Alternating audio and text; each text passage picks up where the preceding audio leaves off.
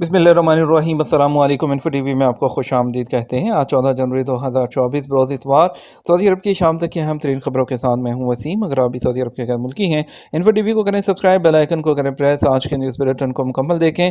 شروع کریں گے پہلی خبر کے ساتھ۔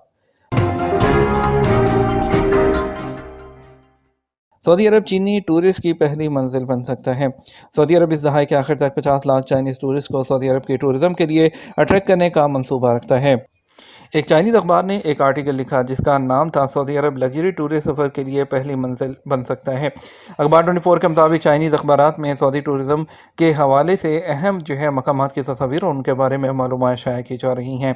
سعودی ویژن 2030 کے ٹارگٹ میں سیاحت کے شعبے کو ترقی دینا بھی شامل ہے۔ سرمایہ کاری منصوبے کے تحت سیاحت کی ترقی کے لیے $800 بلین کا ٹارگٹ رکھا گیا ہے تاکہ سعودی عرب کے ٹورسٹ اسپاٹ اور انٹرٹینمنٹ ذرائع کی جانب سے ٹورسٹ کو اٹریکٹ کیا جا سکے۔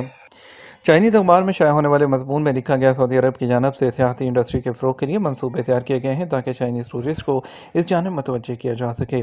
اس کے علاوہ چائنیز ٹورسٹ کے ان کے تجربات کو بھی نمایاں کیا گیا ہے جو سعودی عرب کی ٹورزم کر چکے ہیں۔ چائنا میں جنرل ٹورزم اتھارٹی میں رجسٹرڈ 700 کمپنیز کے ساتھ پارٹنرشپ کا عمل کیا جا رہا ہے، جس میں ٹریپ کام اور ٹین سینٹ جیسے پروموٹرز کی جانب سے بھی مسافروں کے لیے بہتر آفرز دی جا رہی ہیں۔ اخبار نے سعودی عرب کے قدرتی سیاحتی مقامات کا تعارف دیا ہے۔ موسم سرما کے ایشین گیمز اور بحیرہ احمر کے تفریحی مقامات سمیت کئی صحرائی تفریحی مقامات ہیں ان کا ذکر بھی کیا گیا ہے۔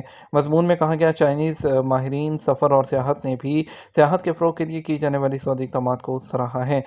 شٹلنگر اینڈ ایسوسی ایٹ کمپنی کے CEO کا کہنا ہے کہ یہ بات یقین سے کہہ سکتا ہوں کہ سعودی عرب کی لگژری سیاحت چین میں غیر معمولی طور پر مقبول ہوگی۔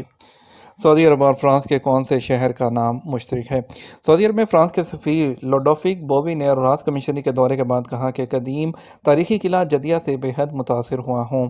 سبق نیوز کے مطابق فرانسیسی سفیر ہے اس نے اپنے ٹویٹر اکاؤنٹ پر دورے پر خوشی کا اظہار کرتے ہوئے اسے ایک زبردست مقام قرار دیا۔ فرانسیسی سفیر کا کہنا تھا فرانس کے شمال میں ایک شہر کا نام بھی الراس ہے اور سعودی عرب میں بھی اسی نام کا ایک پرانا شہر موجود ہے جو ہمارے لیے خوشی کا باعث ہے کہ دونوں ملکوں میں ایک مشترکہ چیز ہے۔ دوسری طرف مالدیپ جانے والے سعودی ٹورسٹ کی تعداد میں اضافہ ہو گیا۔ مالدیپ جانے والے سعودی ٹورسٹ ہیں ان کی تعداد میں بے حد اضافہ دیکھا گیا۔ سابق ویب سائٹ کے مطابق مالدیپ کی وزارت سیاحت نے سعودی شہریوں کو ملک میں سب سے زیادہ آنے والے ٹورسٹ کی لسٹ میں ٹاپ 10 میں شامل کر لیا۔ مالدیپ کی وزارت سیاحت کی طرف سے جاری ہونے والے اعداد و شمار میں کہا گیا کہ پچھلے 30 سال وہ 30,000 سعودی مالدیپ آئے تھے، جبکہ اس سال ابھی تک 1182 سعودی ٹورسٹ وہ مالدیپ پہنچے ہیں، جبکہ یہ تعداد اس ماہ کے آخر تک مزید بڑھ جائے گی۔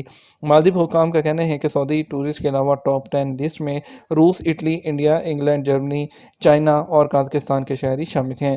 واضح رہے کہ ٹورزم اس کے عالمی اداروں کا کہنا ہے کہ دیگر ملکوں کے ٹورسٹ کے مقابلے میں خاص طور پر سعودی اور عام طور پر GCC ٹورسٹ ہیں وہ 6.5 گنا زیادہ خرچ کرتے ہیں۔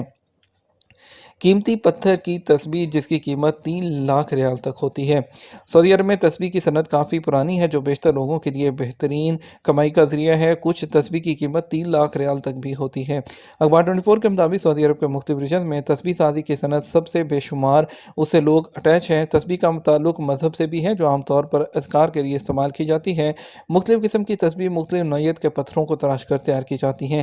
تسبیح کی تیاری کے کئی مراحل ہیں۔ یہ قدرتی اور قیمتی پتھروں کے علاوہ مختلف قسم کی لکڑیوں سے بھی تیار کی جاتی ہے۔ قدرتی موتی کے علاوہ مصنوعی دانوں سے بھی تسبیح تیار کی جاتی ہے۔ گزشتہ 14 سال سے اس صنعت سے وابستہ حیدر الدہنین نے بتایا کہ تسبیح کی تیاری میں متعدد نوعیت کے پتھر اور لکڑی استعمال ہوتی ہے۔ جانوروں کی ہڈی اور ان کے سینگ سے بھی تسبیح کے دانے بنائے جاتے ہیں۔ سعودی خاتون کی کہانی جنہوں نے 20 سال اونٹوں کی گلہ بانی کی۔ سعودی عرب میں درب زبیدہ فیسٹیول میں شریک ایک بوڑھی سعودی خاتون خلف کا کہنا ہے کہ انہوں نے 7 سال کی عمر سے گھر والوں کا ہاتھ بٹانے کے لیے بکریوں کو چرانے کے کام کا آغاز کیا۔ العربیہ چینل سے بات کرتے ہوئے خلف نے بتایا کہ چھوٹی عمر میں بکریوں کا چرانے کا کام اپنے ذمہ لیا تھا۔ اس کے بعد جب میری عمر 16 سال کی ہوئی تو اونٹوں کی گلہ بانی بھی میرے ذمہ لگ گئی۔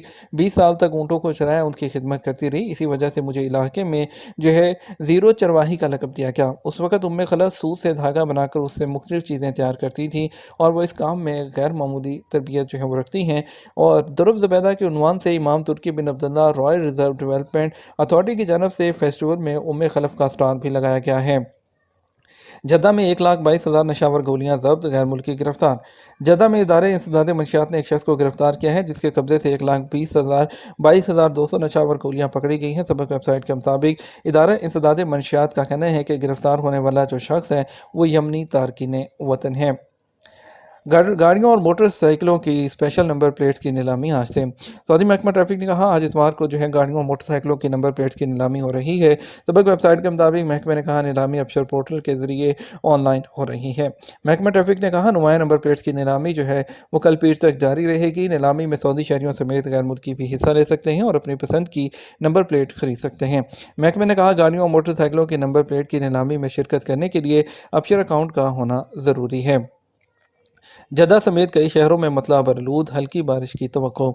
جدہ سمیت مکہ ریجن کے کئی شہروں میں صبح مطلع برآلود رہا جبکہ محکمہ موسمیات کی پیشگوئی کے مطابق ہلکی بارش کی توقع رہی۔ سبق ویب سائٹ کے مطابق یہی صورتحال مدینہ، قصیم، ریاض اور مشرقی ریجن میں بھی رہی۔ محکمہ موسمیات نے کہا ملک کے بیشتر علاقوں میں موسم مستحکم رہے گا۔ بعض شہروں میں قدرتی تیز ہوا ہوگی جبکہ ساحلی علاقوں میں شمال مغربی ہوا چلے گی۔ مکہ مکرمہ کے بالائی علاقوں کے علاوہ مشرقی ریجن کے کچھ علاقوں میں آج صبح وہ دھند چھائی رہی تھی۔ سعودی عرب کے تمام سکولوں میں تعلیم کا آغاز ہو گیا۔ ہاف سیمسٹر کی 10 دن کی چھٹی کے بعد آج اتوار سے سعودی عرب کے تمام سکول جو پرائیویٹ اور سکول ہیں وہ تمام کھل گئے ہیں، سرکاری بھی۔ سبق ویب سائٹ کے مطابق سالانہ تعلیمی شیڈول پر عمل کرتے ہوئے دوسرے سیمسٹر کے وسط میں طلباء کو وہ چھٹی دی گئی تھی جو کہ کل ہفتے کو ختم ہو گئی تھی۔ سالانہ شیڈول کے مطابق اب طلباء کی آئندہ چھٹی 28 جنوری کو طویل ہفتہ وار چھٹی دی جائے گی۔ اس کے بعد دوسرے سیمسٹر کے اختتام تک کوئی تعطیل نہیں ہوگی جبکہ سال کا تیسرا اور آخری سیمسٹر اتوار 3 مارچ سے شروع ہوگا۔ پاکستان میں سپریم کورٹ کے فیصلے کے بعد انتخابی نشان عمران خان پاکستان میں ٹاپ ٹرینڈ بن گیا۔ سپریم کورٹ نے پاکستان تحریک انصاف کے انٹرا پارٹی الیکشن اور انتخابی نشان کے حوالے سے کیس کی دن بھر سماعت کے بعد پی ٹی آئی سے بلے کا نشان واپس لینے کا فیصلہ کیا۔ پی ٹی آئی سے بلے کا پاکستان کے چیف جسٹس قاضی فائز عیسیٰ نے ہفتے کی رات کے 3 رکنی بینچ کا محفوظ شدہ متفقہ فیصلہ سنایا اور پشاور ہائی کورٹ کے فیصلے کو کالعدم قرار دے دیا۔ سوشل میڈیا صارفین جہاں پی ٹی آئی کا انتخاب واپس لیے جانے پر غصے کا اظہار کر رہے ہیں وہیں کچھ کا کہنا ہے کہ وہ اس فیصلے سے مایوس نہیں کیونکہ بعض کا یہ بھی کہنا ہے کہ اس کا ووٹر پر کوئی فرق نہیں پڑے گا۔ پی ٹی آئی نے ملک بھر میں اپنا انتخابی نشان کھو دیا اور یہ پی ٹی آئی کے لیے ایک بہت بڑا نقصان ہے۔ سپریم کورٹ کے فیصلے سے پی ٹی آئی کے ووٹرز کی تعداد میں کمی نہیں آئے گی۔ مجھے لگتا ہے کہ انتخابی نشان کوئی بھی ہو، ٹیکنالوجی پر اپنی مہارت کے ذریعے پی ٹی آئی کسی بھی حلقے میں ووٹر کو اپنے امیدوار کے بارے میں بتا سکے گی۔ اور اس کے علاوہ جو بہت سے دوسرے لوگ ہیں ان کا بھی کہنا تھا جیسے کہ سجاد منصوری لکھتے ہیں کہ لوگوں کو قانون کے مطابق فیصلوں کی عادت ہی نہیں رہی اور تنقید کرنے والوں سے ایک یہ بھی نہیں کہہ رہا کہ فیصلہ غیر قانونی ہے کیونکہ وہ نہیں ہے۔ ٹویٹر صارف عماد احمد نے سپریم کورٹ آف پاکستان کے حوالے سے لکھا کہ ایسے مشکوک انٹر پارٹی الیکشن کرائے ہی کیوں تھے، اگر سارا پروسیس نارمل انداز میں کرتے تو آج یہ دن نہ دیکھنا پڑتا۔ پی ٹی آئی کے رہنما اسد کیسر نے عدالتی فیصلے پر ویڈیو پیغام میں کہا آپ نے سب نے سپریم کورٹ کا فیصلہ دیکھا، کیا یہ فیصلہ قانون کے مطابق ہے؟ آئین یہ حق دیتا ہے کہ سب کو ایک جیسے موقع دیا جائیں۔ انہوں نے مزید کہا اپنے تمام لیڈر اور ورکر سے کہتا ہوں آپ نے بالکل گھبرانا نہیں، ڈٹ کر ان کا مقابلہ کرنا ہے۔ یہ ہمارا اب تک کا نیوز بلیٹن ہے۔ مزید اور اہم خبروں کے لیے ہمارا وہ رات 12 بجے کا نیوز بلیٹن دیکھ سکتے ہیں۔ اس کے ساتھ ہم آپ سے زیادہ چاہیں گے ویڈیو کو لائک اور شیئر کیجیے گا۔ آپ کے قیمتی وقت کا شکریہ۔ السلام علیکم۔